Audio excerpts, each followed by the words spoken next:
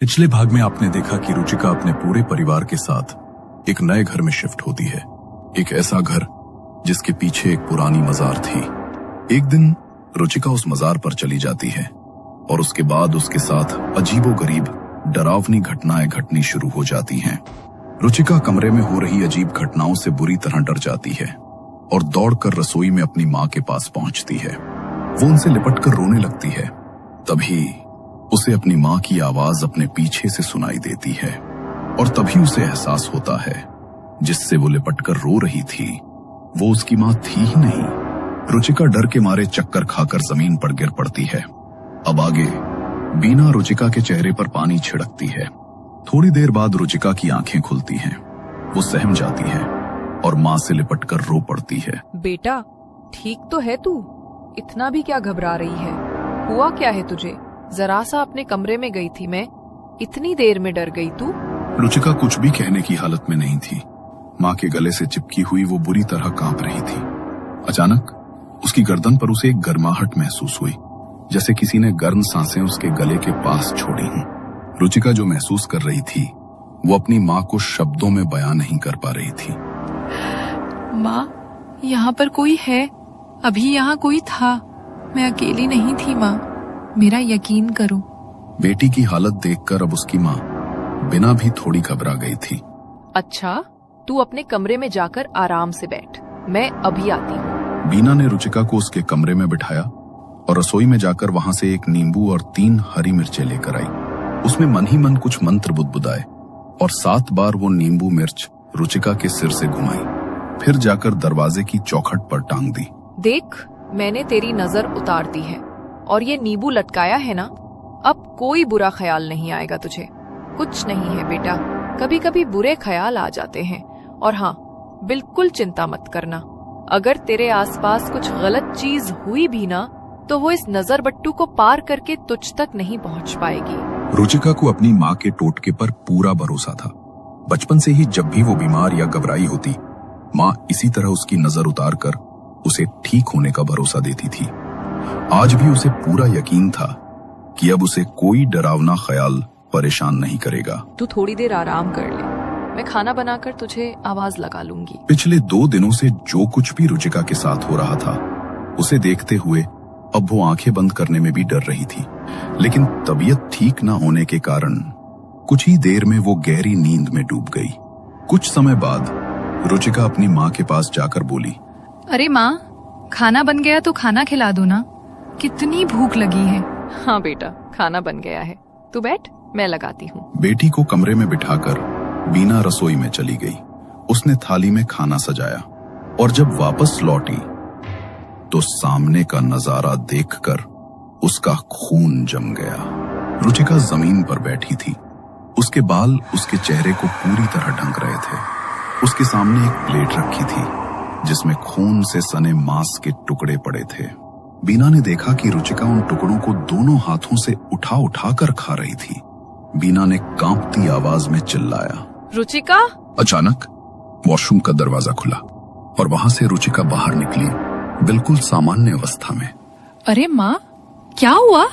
इतना तेज क्यों चिल्ला रही हैं आप? मैं तो डर ही गई, वॉशरूम में थी मैं। बीना की आंखें फटी रह गईं। वो जिस रुचिका को अभी अभी मांस खाते देख चुकी थी वो अब इस कमरे में थी ही नहीं। बेटा, अभी मैंने देखा तू यहाँ जमीन पर बैठी थी और खून से लिपटे मांस के टुकड़े खा रही थी। वो नजारा बहुत ही भयानक था बेटा, मैं तुझे कैसे समझाऊं?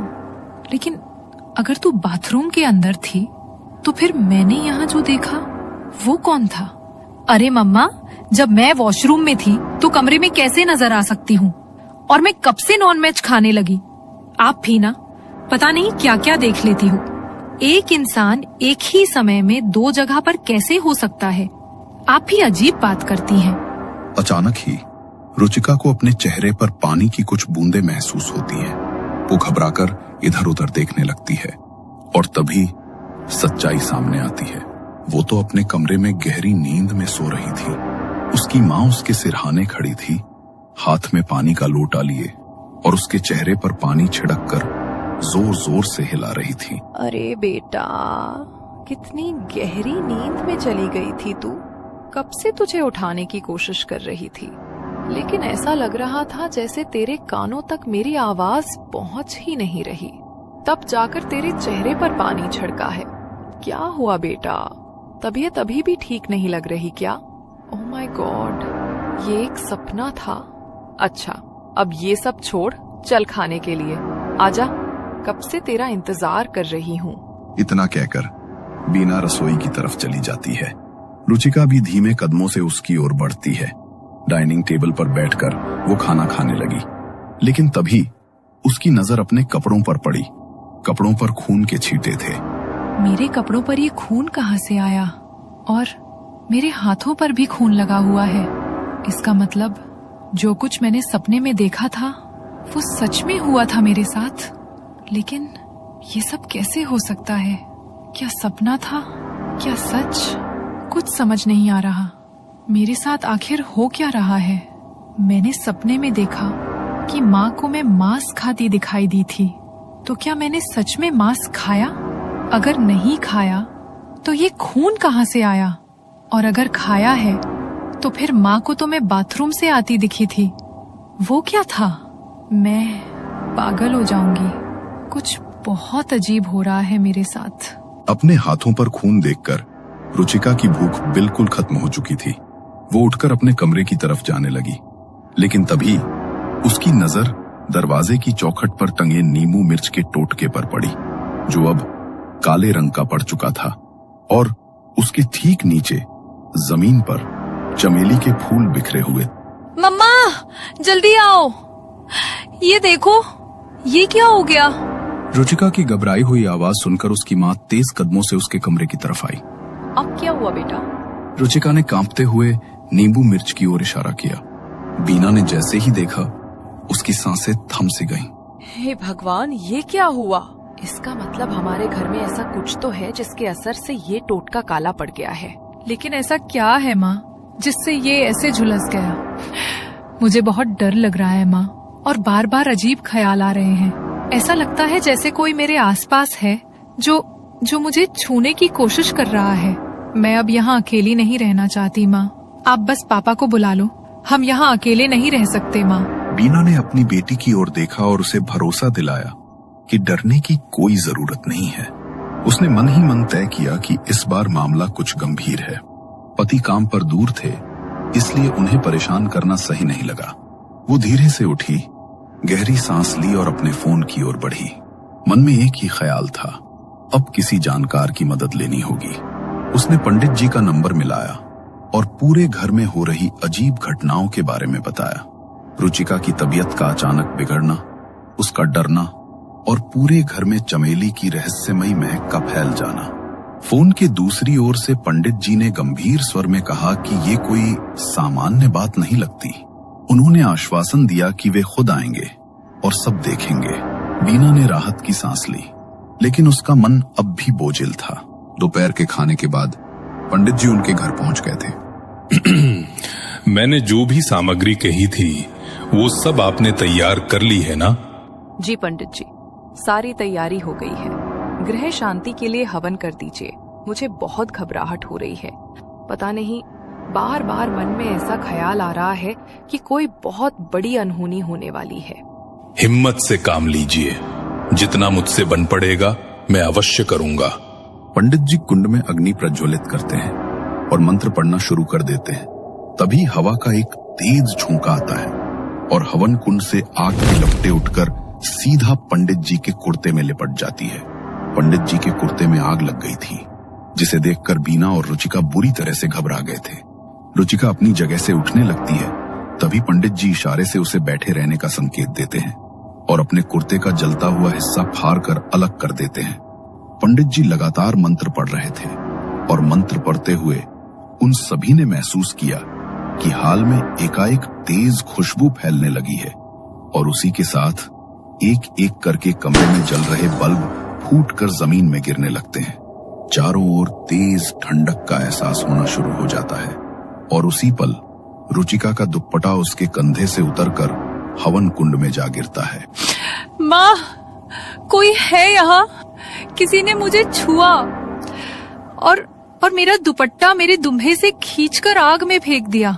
मैं उसे महसूस कर सकती हूँ माँ, वो मेरे आसपास ही है। शांत हो जाओ, ये अभिमंत्रित जल है, इसके छींटे पूरे घर में देने होंगे।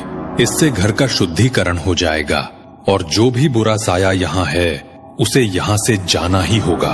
पंडित जी लगातार मंत्र पढ़ते हुए आम के पत्ते को कलश में डुबोकर जल की कुछ बूंदे धीरे धीरे पूरे घर में छिड़कते हुए आगे बढ़ रहे थे। अचानक ही जब पंडित जी रुचिका के कमरे के पास पहुंचे और जैसे ही जल की बूंदें उसके कमरे के दरवाजे पर छिड़की, उन्हें जोरदार झटका लगा।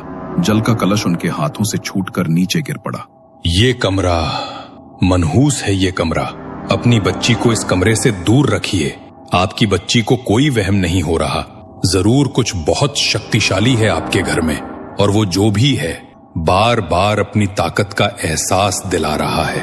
आपकी बच्ची को खतरा है, बहुत बड़ा खतरा। लेकिन पंडित जी, आपके पास कुछ तो उपाय होगा। मुझे पूरा यकीन है पंडित जी, आप चाहेंगे तो हम इस मुसीबत से जरूर बाहर निकल जाएंगे। मेरे चाहने न चाहने से कुछ नहीं हो सकता। मैं सिर्फ प्रयास भर कर सकता हूँ, बाकी जैसी ईश्वर की इच्छा।